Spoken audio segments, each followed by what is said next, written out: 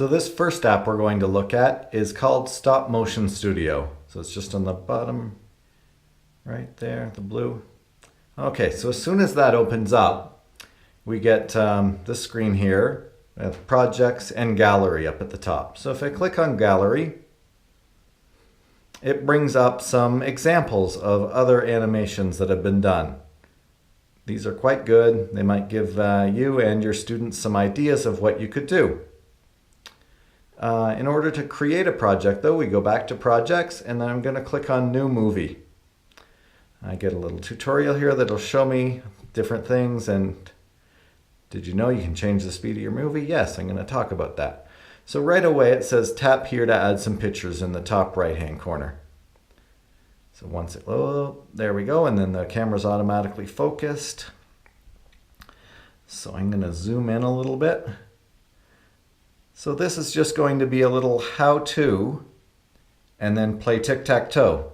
So I made this tic-tac-toe board. I've got some wooden pieces here. I borrowed this from my wife's class.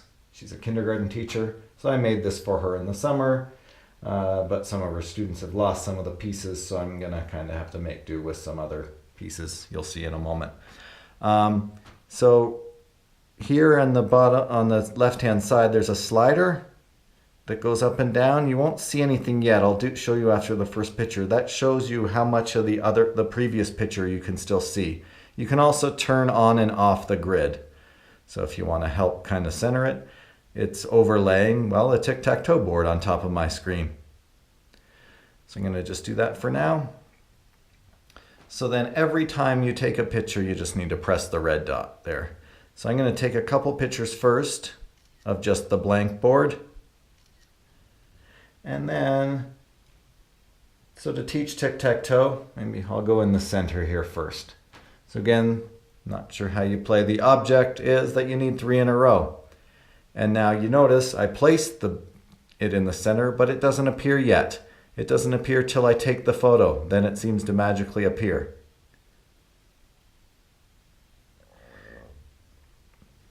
So maybe I'll just do 2 of that.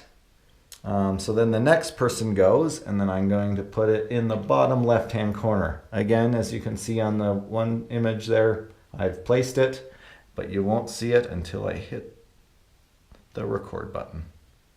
And then it appears. Okay, so it's X's second turn. Go here, up in the top right. So then O has to go in the bottom right to stop them. Now, of course, X has to go in the bottom center to stop the red team. And so on.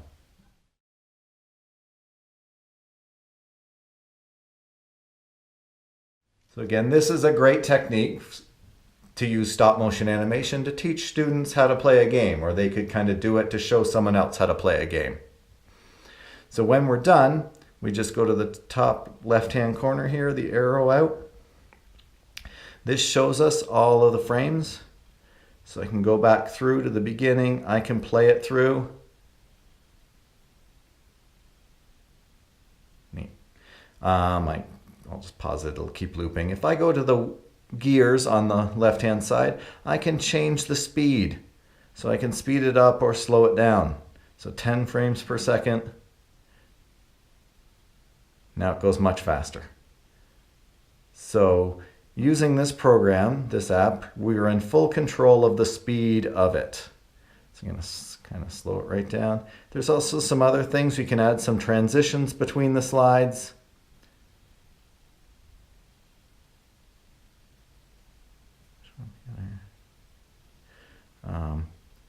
We can change the aspect ratio of it. There's other foregrounds and backgrounds you can bring in, but that's mainly with the paid version you can see. Again, filters you can add. I can make it black and white, but that's the only free filter. Again, I can do a higher resolution if I paid for the paid version as well. We can use the microphone, and you can add sound to it. So I'm going to click record. This is how to play tic-tac-toe. Let me click done. And otherwise, you can add images and titles and audios and things like that, but that's only with the paid version. Again, the free version's pretty good. You can put together the entire video, and then you could add that kind of stuff in a video editor if you wanted to later.